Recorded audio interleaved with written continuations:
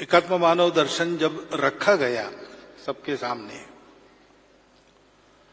उस समय का विश्व का परिदृश्य और आज का विश्व का परिदृश्य, इसके दिखने वाले रूप में बहुत सारा अंतर है।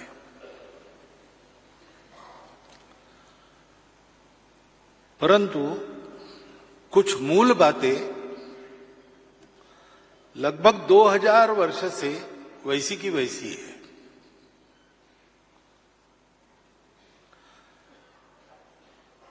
उस समय भी जो प्रश्न विश्व के परिदृश्य के कारण लोगों के मन में आते होंगे, आज भी वही प्रश्न इस परिदृश्य को देखकर विचार करने वालों के मन में खड़े होते हैं। इस सारी परिस्थिति का चिंतन मन में चला होगा दीनदयाल जी ने अपने सनातन विचार को देश काल परिस्थिति अनुसार एक नया रूप देकर प्रस्तुत किया है। एकात्म मानव दर्शन, ये नाम नया है, लेकिन वो दर्शन नया नहीं है। उस समय शायद लोगों के सामने रखने में, लोगों को समझने में सुविधा हो, इसलिए इसमें एक वाद शब्द था, एकात्म मानव वाद। परंतु एक बंद विचार का सेट इस नाते इसको दीनदयाल जी ने सोचा नहीं। तो कुछ सनातन तत्व, उसके प्रकाश में आज के परिस्थिति का विश्लेषण, उसके प्रकाश में उस पर उपाय क्या हो सकते इसका वर्णन, ये सारा रखने के बाद उसको अधिक अनुसंधान और विकास के लिए छोड़ दिया। किसी भी दर्शन का विकास होते रहता है, उसके प्रयोग होते हैं, उसके आधार पर जीवन को खड़ा किया जाता है, तो वो पूर्ण होता है। दीनदयाल जी के समय इस दर्शन के प्रयोग व्यापक प्रमाण पर हो, जागतिक परिस्थिति में जो प्रश्न है उसके उत्तर मिल रहे उससे ऐसा दिखाया जाए, इसके लिए जो आवश्यक परिस्थिति चाहिए वो नहीं थी, वो धीरे धीरे आ रही है। और इसलिए 60 साल के बाद भी विश्व के परिदृश्य के संदर्भ में एकात्म मानव दर्शन ये अत्यंत औचित्यपूर्ण, प्रासंगिक और अर्थपूर्ण बात है। ऐसा मैं ही नहीं केवल कह रहा हूं, 60 साल पहले शायद दीनदयाल जी की विचारधारा में काम कर रहे लोगों को ही ऐसा लगता होगा, उसमें भी सबको ऐसा लगता होगा कि नहीं होगा, ये अभी पता नहीं। लेकिन आज तो संपूर्ण विश्व में धीरे धीरे लोग इस मान्यता पर आ रहे हैं। विश्व के परिदृश्य को हम देखते हैं तो मिश्र चित्र हमेशा रहता ही है, सभी बातें अच्छी और सभी बातें खराब, ऐसा नहीं रहता। तो आज हम देखते हैं कि विज्ञान की प्रगति अपने चरम की ओर जा रही है।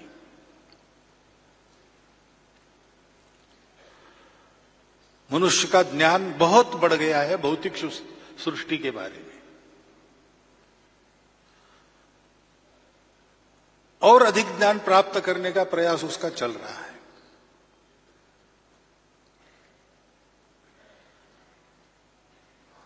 उस विज्ञान के आधार पर सबका जीवन भौतिक सुख संपन्न हो, इसलिए कई प्रकार के नए नए साधन आते। मनुष्य के जीवन में कष्ट परिश्रम कम करने वाले साधन है, उसका आनंद बढ़ाने वाले साधन है।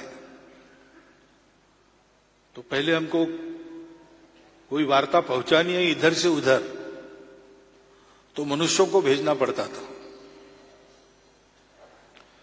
बाद में पत्र भेजने की पद्धति आई, लेकिन वो भी लेके जाना मनुष्यों को ही पड़ता था। तो 15 दिन पहले हो गई बात, 15 दिन बाद, महीने बाद पता चलती थी। पानीपत की तीसरी लड़ाई में और जो हिंदू सेना वहां थी उसकी हार हो गई।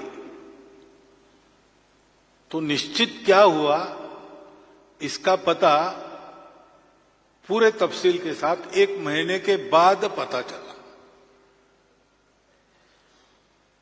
आज आपको एक क्लिक करना है, आपका संदेश आप दुनिया में कहीं भी पहुंचा सकते हो और उसी क्षण उसका उत्तर भी आ सकता है। आवागमन की सुविधा हो गई है। 2 दिन में आप पृथ्वी प्रदक्षिणा करके वापस आ सकते हो।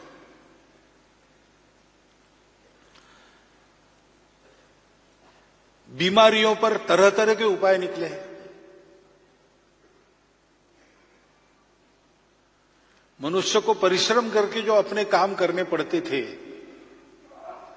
वो काम करने वाले यांत्रिक सहायक अनेक प्रकार के निकले। तो आपको कुछ करना ही नहीं पड़ता, उसको आवाज देना पड़ता है। विज्ञापन आते कभी कभी टीवी पर, तो उसमें दिखाते हैं कि भोजन करते करते वो बता देता है कि अमुक गाना लगाओ, तो वो गाना लग जाता है। तो एक तो ऐसे दिखता है कि शास्त्र में, विज्ञान में बहुत प्रगति हुई है, बहुत प्रकार के साधन आ गए हैं, मनुष्य का जीवन सुख सुविधामय हो, इसकी सारी व्यवस्था है और इसको मान्य करना पड़ता है क्योंकि वो वस्तु स्थिति है। परंतु ये वस्तु स्थिति का एक रूप है।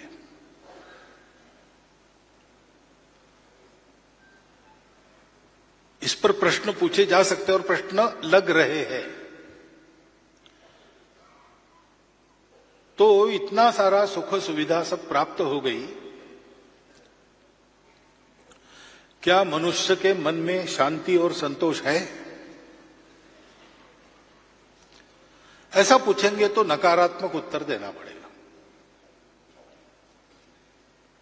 पूरे विश्व की चिंता मैं बता रहा हूं और हम केवल देखकर कह रहे कि ऐसी चिंता है, ऐसा नहीं है। विश्व के लोग बोल रहे हैं। अभी संघ, राष्ट्रीय स्वयंसेवक संघ चर्चा का विषय बना है दुनिया में, तो उसको देखने के लिए बहुत लोग आते हैं विदेशों से, 5 महाद्वीपों से आते हैं। वो जब ये सारे कार्यक्रम हमारे देखते हैं, हमारे स्वयंसेवकों में बात करते हैं, उनका सारा व्यवहार देखते हैं, वो तरह तरह के कार्य कैसे चला रहे इसको देखते हैं, तो सारा ये देखने के बाद वो हमें एक प्रश्न पूछते हैं कि ऐसा काम चलने की हमारे देश में बहुत ज्यादा आवश्यकता है। हमारी नई पीढ़ी को ये हम सिखाना चाहते हैं, आप हमको प्रशिक्षित करेंगे क्या? अब इतनी विज्ञान की प्रगति वहां है, तो भारत जैसे देश के एक संगठन को वो ये प्रश्न क्यों पूछते हैं? तो फिर वो बताते हैं परिवारों में शांति नहीं, परिवार टूट रहे, नई पीढ़ी स्वैर होते चली जा रही और सारी मूल्य व्यवस्था ध्वस्त हो गई है। कैसे उनको वापस लाना? उत्तर नहीं है।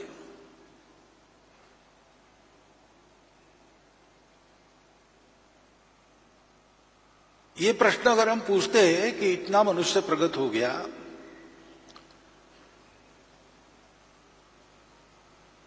लेकिन उसकी मित्रता हो गई क्या सर्वत्र?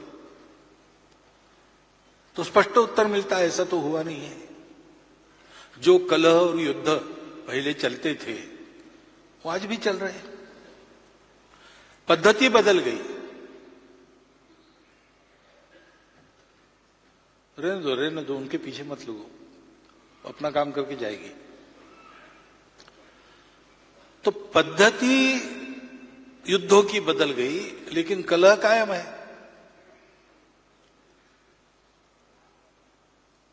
युद्ध हुए, पहला महायुद्ध बड़ा भयंकर हुआ, बहुत संवार हुआ, पहली बार मानव जाति ने ऐसा संवार देखा। इसलिए बड़ा प्रगत विचार करके लीग ऑफ नेशंस स्थापन हुई कि भाई ऐसा युद्ध फिर से नहीं होना चाहिए।